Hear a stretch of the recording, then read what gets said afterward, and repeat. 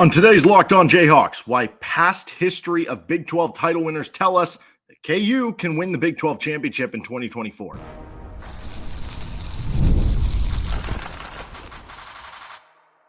You are Locked On Jayhawks, your daily podcast on the Kansas Jayhawks. Part of the Locked On Podcast Network, your team every day.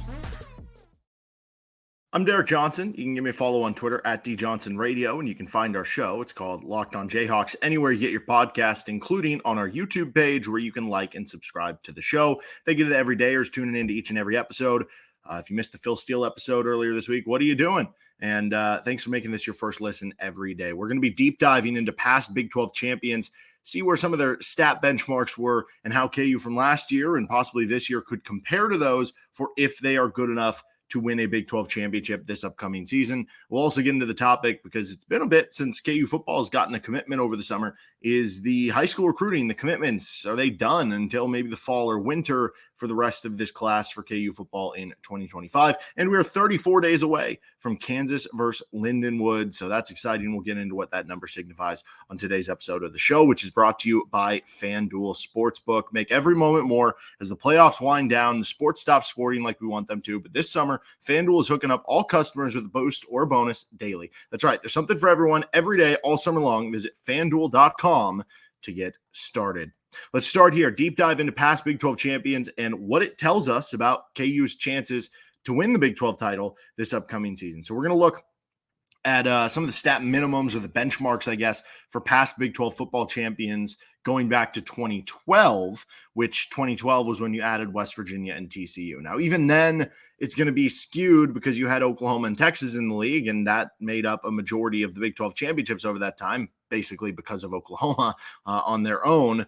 But also now you have other new schools. You added UCF in Houston and BYU in Cincinnati, and now you're adding the schools that were coming over from the Pac-12, right? So it's going to be different, and maybe these aren't the best way to tell because it is such a new league and such a different state of affairs in college football, but it'll give us an idea of what do teams need to do at minimum who have won the championship before and where KU stacks up, and because of that, where they maybe need to get better or where they're already good to go. So let's start with the offensive side of the football going back to 2012. Kansas averaged 34.8 points per game a season ago. It was actually a little bit higher, just a hair higher a season before, but around 35 points per game. Now, let's say they get to that mark again, which I think there's good reason that if Jalen Daniels gets hurt, it could probably be below that without Jason Bean. But if Jalen Daniels stays healthy all season long, there's no reason the offense couldn't touch closer to 40 points per game, especially because, Baylor averaged more plays per game than Kansas did last season by a good amount. We'll see if Jeff Grimes, I don't think he's going to speed up the tempo, like play a fast tempo, but will it be faster than KU, who was more of a crawling tempo a season ago, maybe get an extra handful of plays, and that leads to a few extra points. So 2021 Baylor, oddly enough, the offensive coordinator was Jeff Grimes.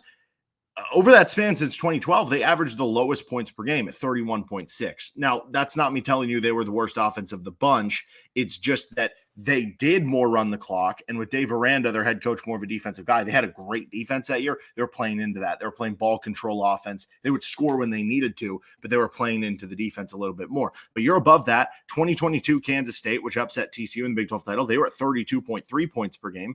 And then even last year's Texas team was at 35.8. So you would be in range with all of those teams. Then you have a bunch of teams who are, and this is typically where you're at, a lot of teams are at 40 or above. So you had 2012 K-State with Colin Klein, 38.8 points per game. Again, though, they were more of a ball control offense. So if you factor in tempo, that basically was the equivalent of a team averaging in the mid-40s, Then you get to all those OU years when they won the title from, what was it, like 2015 through 2020, something like that. And like all of those were above 42. You also had that 2014 TCU team that got left out of the playoff, 46.5 points per game. And then 2013 Baylor team had the most points in this span, 52.4, with that high-tempo, fast-paced offense. So KU would actually be good to go here. They'd clear this benchmark offensively, but the only teams who would be below them in terms of what they averaged last year versus those past years, Baylor in 2022 Kansas State, they gave up somewhere between 4 to 8 less points per game than Kansas did. So that tells you need defensive improvement if you are going to be on the lower side of the minimum points leaders in the Big 12. If you want to be better off, get up closer to that 40 point per game avenue, which, like I said, if Jalen Daniels stays healthy, there's no reason Kansas can't get to that point. What about points allowed per game? So Kansas gave up 26.5 points per game a season ago. There's actually worse defenses that won the Big 12. 2018 Oklahoma gave up 33.3 points per game. I believe that was the Kyler Murray team. All the teams run together because they were all the same. It was like great offense. Defense wasn't as good, and you had like a Heisman quarterback. It was like Baker Mayfield, Kyler Murray, Jalen Hurts. So I think 2018 was Kyler Murray. They gave up 33.3. That's not a recipe for typically winning the Big 12. They just averaged 48.4 points per game. So Kansas, if you're going to go average close to 50 points per game, then it probably doesn't matter as much what the defense does this season. But for the most part, so you go to 2016 OU, that's a 5-point jump, 28.8 points per game, but still Kansas better than that. But also 2016 OU averaged 44 points per game. 2019 OU gave up 27 points per game. 2019 OU on the offensive side of the football scored 42.1. So you see the theme here. If Kansas is going to be similar, 27 points per game for 2017 OU, and that was when they scored 45 points per game. If Kansas is going to give up similar point totals from what they did last season, if Kansas stays the same and continues to give up 26.5 points per game like they did in 2023, basically they need the offense to average 42 or more points per game is what that tells us, which is a touchdown better from an offense that was already really good.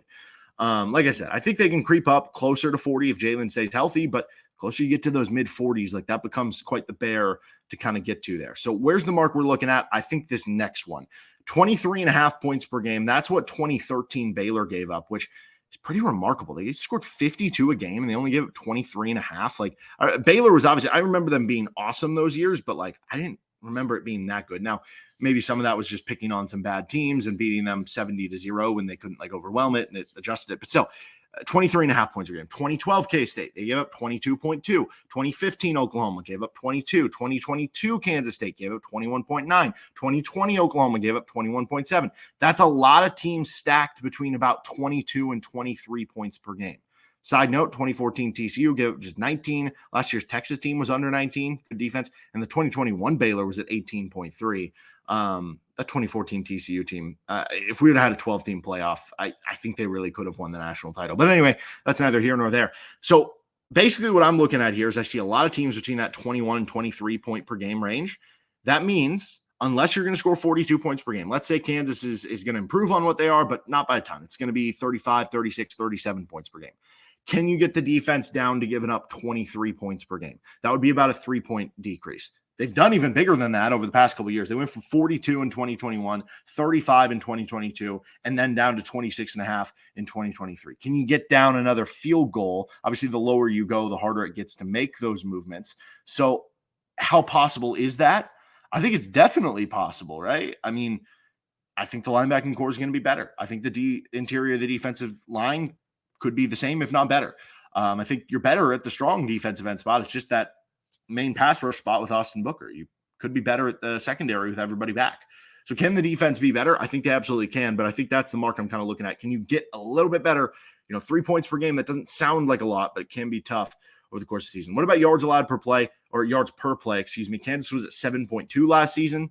Well, that would have been better than 2022 Kansas State, 2012 Kansas State, 2021 Baylor, 2023 Texas, 2014 TCU, 2015 Oklahoma, 2020 Oklahoma. So clearly you're good to go in the yards per play category, but that becomes a question without Andy Kotelnicki. Are you hitting as many dynamic plays? And if you do, you'll be just fine there. Yards allowed per play. KU gave up 5.8 last season.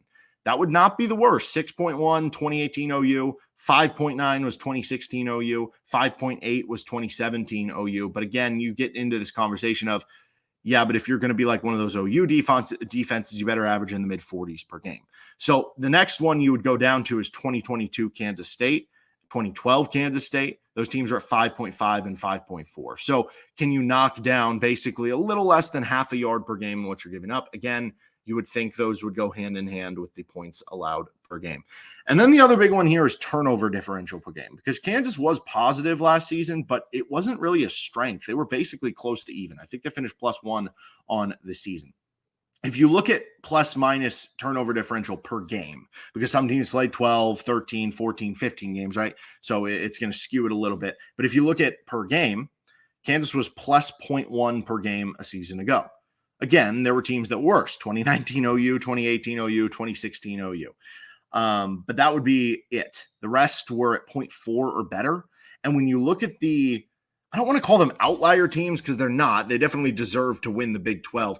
But outlier teams in terms of like they weren't the Oklahoma or Texas of the world where they're not going to be predicted to win the conference each and every year, which would be the case for Kansas, right? Like if Kansas wins the title, people aren't going to be like, oh, they're going to win the next 10 Big 12 championships, the next 5 like Oklahoma reeled off in the mid 2010s, right? Who knows? Trust Lance Leipold, you know what I mean? But if you take out like the Oklahoma and Texases of the world, I think this becomes interesting because when you think about it, the Oklahomas and Texases, when they're at their best, they don't always need the turnover margin because they have the best athletes and they're well schemed and they're well coached and things are clicking, yada, yada, yada.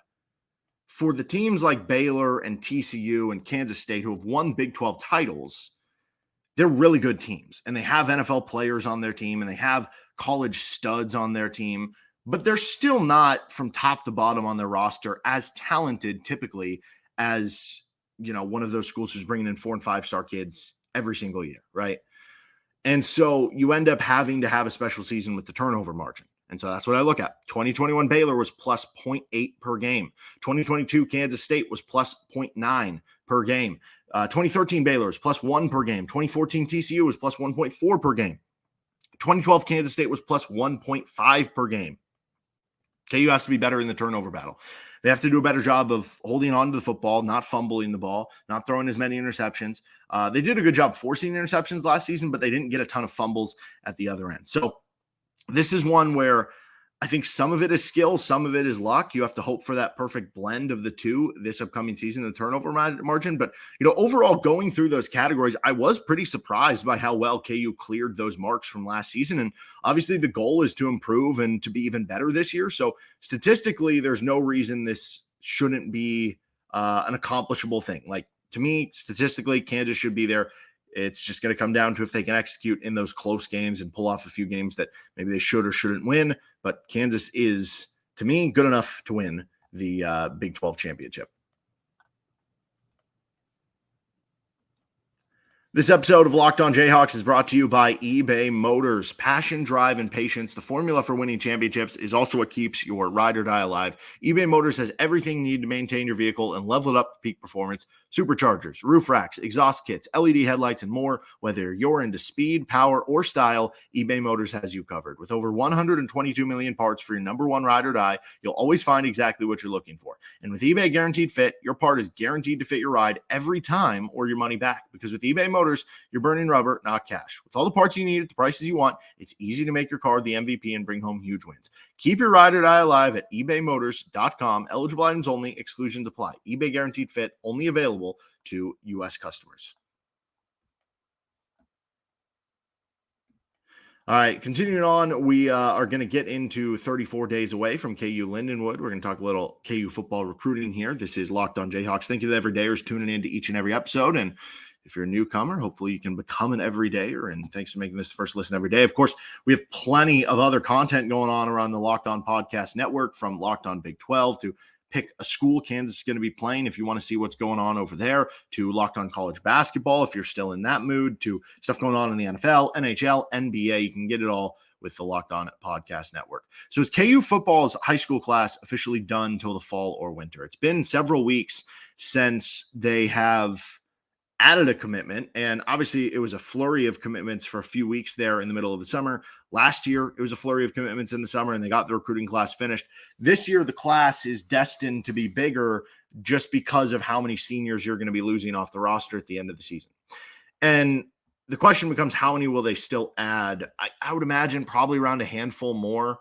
I don't think they're going to get to 20, but maybe it ends up being around 17, 18, 19 kids, somewhere in that range. And then you fill out the rest with the transfer portal. Now, if you end up with only 16, then you just have a few more scholarships to go and use the transfer portal on. But I find it interesting because I know there have been some KU fans who very much like follow the football recruiting and have felt a little bit, stressed, worried about It's felt like KU has been in on a lot of guys that maybe they've been finalists for or something, or in the final 3 or the final 5, but then they haven't gotten the commitment. It feels like as much as there's been a lot of commitments so far this year, there's been even more, I guess, swings and misses this year, more strikeouts so far this season. I would say this, like, number one, you're not measured in recruiting in terms of, I mean, you sort of are. I'll explain this after I say it because it might sound kind of stupid. You're not measured off the guys you don't get. You're measured off the guys you do get. Now, what I mean by that, like I said, if you miss out on a recruit and the guy you brought in at the same position ends up not doing well, then yeah, like, that is held against you in a certain regard. But like, if you miss out on someone, but then you go and bring in a different recruit and that recruit you develop into a good player, you're more judged on that, if that kind of makes sense. So, I think that it kind of comes with the nature a little bit, in that you have to be willing to put yourself out there, and there's going to be times you lose out. Don't let the fact that there have been more times that maybe you've gotten your hopes up that, oh, we're going to land this commit, and that it doesn't end up happening, twist into the idea that this recruiting class is any worse or anything like that. Because where does this class sit overall right now compared to the past few classes? So let's just look at the Lance Leipold classes, which, not counting 2021, technically his first season there, but that was put together by the Miles staff and then kept together by Emmett Jones when he was interim head coach, and then they take over. So their first real class with this staff was 2022. They had 12 high school or JUCO enrollees. 6 of the 12, so half, were grades of 85 or higher on 24/7 Sports, with 4 of the 12, so a third, a .8500 or higher on the 24/7 composite, which takes all the recruiting sites together. And the 2 highest prospects that year were an 87 and an 86 on 24/7 Sports. Okay, so then you go to 2023. 2023, you have 3 more commits, 15 enrollees, 11 of the 15. So you're up from about 50% to 70%, basically, were 85 or higher on 24/7. So the recruiting class is getting better. 12 of the 15, so 80%, again, you're much bigger than the previous year, which was 33%, was in .8500 or higher on the 24/7 composite. And the 2 highest prospects that year, 89 and an 88, both trumped the 2 highest from 2022. So you're seeing improvement. 2023 class, better on paper than the 2022 class. Okay, let's go to 2024. Obviously, this was a pretty stalwart class for KU. They had 17 enrollees. All 17 got an 85 or higher on 24/7 Sports. So 100% is obviously higher than the 70%. 15 of the 17, so almost 90%. So 15 of the 17 were graded a .8500 or higher on the 24/7 composite. And the 2 highest, again, taking it higher, 96 with Deshaun Warner and a 90 with Dak Brinkley. So again, you're raising the heights of the recruiting ranks. So this year, I think this is partially what makes people feel a little hasty too, is that, well, it's not living up to what last year's was. But last year's was a unbelievable class. Like, I mean, you could argue by some metrics the best class that Kansas brought in. We'll see how it works out and everything like that, but on paper coming in. So far this year, KU has 14 commits from high school.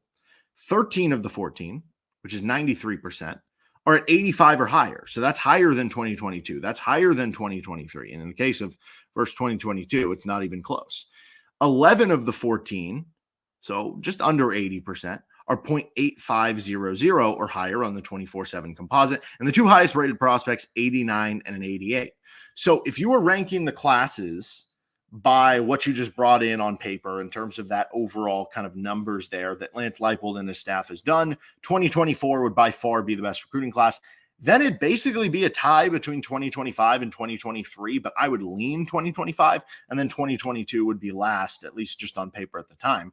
And the reason I would argue 2025 edges out 2023 is because when you look at it, 1 less commit for 2025 versus 2023, 2 more of the players, though, are 85 or higher on 24/7 Sports. Yes, there is 1 less player who's a .8500 or higher on the composite, but also the 2 highest prospects are the same.